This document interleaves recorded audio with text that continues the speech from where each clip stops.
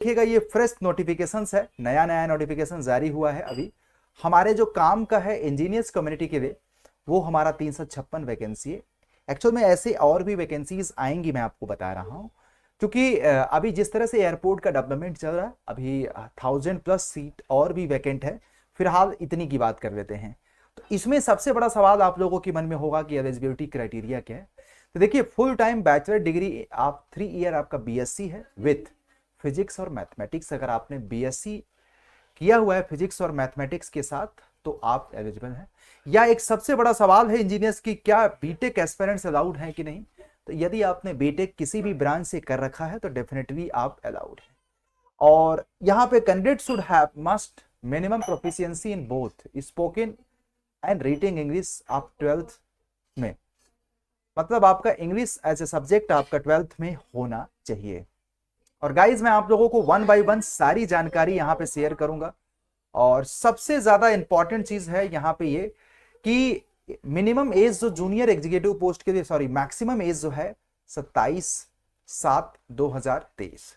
तो as calculation का इस डेट के पहले आपका इतना होना चाहिए, इतना आपका हमारा एज होना चाहिए, 27 साल मैक्सिमम।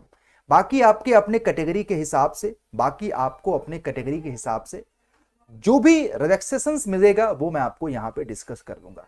देखिए यहां पे सबसे बड़ी बात कि ओबीसी के लिए 3 साल है, एससी और एसटी के लिए 5 साल है। और एप्लीकेशन शुरू हो जाएगा आपका 22 तारीख से आवेदन शुरू हो जाएगा। 21/1/2023 इसका लास्ट डेट होगा। जूनियर एग्जीक्यूटिव का बेसिक पेमेंट 40,000 रुपए है। और बाकी यहाँ पे देखो मैंने आपको बता दिया कि ओबीसी के लिए 3 साल है, एससी के लिए, एसटी के लिए 5 साल है। और कभी भी आप लोगों के मन में सवाल ये होगा कि sir final year BTech aspirants या बीएससी फाइनल ईयर के लोग एलिजिबल है कि नहीं। तो जी हाँ, इस नोटिफिकेशंस में फाइनल ईयर के लोग एलिजिबल हैं। तो गाइज आ जाओ, हम पूरी जानकारी आप लोगों से शेयर कर रहे हैं। फाइनल ईयर के लोग एलिजिबल हैं, बशर्ते उसमें एक सिचुएशन है। क्या सिचुएशंस ये है कि 21/1/2023 के पहले आपकी डिग्री मस्ट बी कंप्लीट हो जाना चाहिए। जैसे अभी आपका दिसंबर है, तो इस डेट के पहले आपको डिग्री, आपका चाहे बीटेक हो चाहे बीएससी हो, अगर आपने कंप्लीट कर रखा कर देंगे तो आप एलिजिबल हैं। अगर इसके बाद आपका रिजल्ट जारी होता है तो आप एलिजिबल नहीं हैं। और जिस समय डॉक्यूमेंट्स वेरिफिकेशन हो, आप एज ए प्रूफ वहां पे रिप्रेजेंट कर सकें। कुछ लोगों के सवाल होगा कि सर क्या मैं 60% से कम नंबर है तो क्या मैं एलिजिबल हूं। नहीं जी नहीं, 59.99 भी होगा तो भी एलिजिबल नहीं हो। ये इनका एक स्पेशल कंडीशन है। बस छोटी छोटी बातों का ध्यान रखिएगा। और मेरा मकसद ही रहता है कि आप लोगों को पॉइंट टू द पॉइंट बात करूं और आपके सिलेक्शंस के लिए जो भी बेस्ट पॉसिबल हो सकता है वही करने की मैं कोशिश करता हूं दोस्तों, राइट। और आप लोगों के मन में सवाल होगा सर एग्जामिनेशंस का पैटर्न क्या होगा। तो देखिए एटीसी हमेशा बाद में एग्जामिनेशंस पैटर्न और सिलेबस जारी करता है। ये मेरे को थोड़ा सा लगता है कि गलत भी है, और कुछ मामलों में थोड़ा सा मुझे ऐसा लगता है कि ऐसा होना नहीं चाहिए, कि प्री डिफाइंड हो जाता है तो थोड़ा ज्यादा बेहतर हो जाता है। देखिए टोटल 120 क्वेश्चंस आते हैं, जिसमें इंग्लिश लैंग्वेज एंड कंप्रिहेंशन के 20 questions, general intelligence and reasoning के 15 क्वेश्चंस, न्यूमेरिकल एप्टीट्यूड के 15 क्वेश्चंस होते हैं, जनरल अवेयरनेस के 10 क्वेश्चंस, मैथमेटिक्स के 30 क्वेश्चंस, फिजिक्स के 30 क्वेश्चंस। तो ओवरऑल जो 60 क्वेश्चंस आपको फिजिक्स और मैथमेटिक्स रहता है, बाकी आपका नॉन टेक्निकल सेगमेंट का रहता है। सबसे ज्यादा चैलेंज पता है क्या होता है, cut off neck to neck जाता है। इसमें कट ऑफ ठीक ठाक जाता है, इसलिए आप अपनी प्रिपरेशंस को नेक्स्ट लेवल पे आपको करनी चाहिए। और मुझे ऐसा लग रहा है कि एक सवाल आप लोगों के मन में होगा, सिलेबस क्या होगा। तो मैं इसका सिलेबस का भी एक आर्टिकल्स आप लोगों को शेयर कर देता हूं, सो दैट कि आप लोगों के मन में वो भी कंफ्यूजन्स जो है सिलेबस का, वो आपको डिटेल्ड आज से ही शुरू कर दे।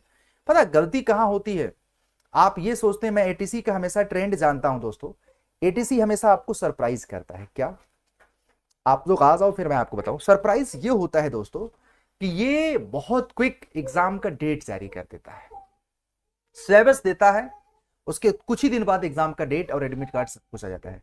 इसलिए आप लोग प्री डिफाइंड मान के चलो कि एग्जाम बहुत जल्दी होगा, तो आप लोग जो लोग पहले से तैयारी करते हैं उन्हीं को इसका बेनिफिट मिलता है। जैसे अभी रिक्रूटमेंट हुआ 2021 का, फिर 22 में आया, तो 2022 में उनको फायदा मिला जो 2021 से पेपर दे रहे थे, ये तैयारी कर रहे थे। तो अगर आप नए हैं, पहली बार अप्लाई कर रहे हैं, तो आप लोगों को उस लेवल पे तैयारी करनी पड़ेगी, क्योंकि आपको पिछले बच्चों के साथ फाइट जबरदस्त मिलेगी। और बाकी जिन लोगों ने तैयारी कर रखा है उसको रिविजन्स करना पड़ेगा। एज लिमिट मैंने आपको ऑलरेडी बता दिया यार Rajni Singh. This is not for diploma aspirants, this is not for diploma, this is for graduates BTech aspirants. देखिए एआईएटीसी का रीजनिंग का ये टॉपिक्स आपके एग्जामिनेशंस में पूछे जाएंगे। रीजनिंग में ये सारे टॉपिक्स पूछे जाएंगे और इंग्लिश लैंग्वेज में ये सारा चीज आपको पूछा जाएगा, और जनरल अवेयरनेस में ये आपको पूरा का पूरा सेगमेंट पूछा जाएगा। फिर उसके बाद न्यूमेरिकल एप्टीट्यूड में ये आपको सेगमेंट पूछे जाएंगे। ये सारे टॉपिक्स के नाम हैं। और एटीसी के फिजिक्स में आपको ये पूरा का पूरा सिलेबस है, और एटीसी के मैथमेटिक्स में ये आपको पूरा का पूरा सिलेबस है। तो पूरा का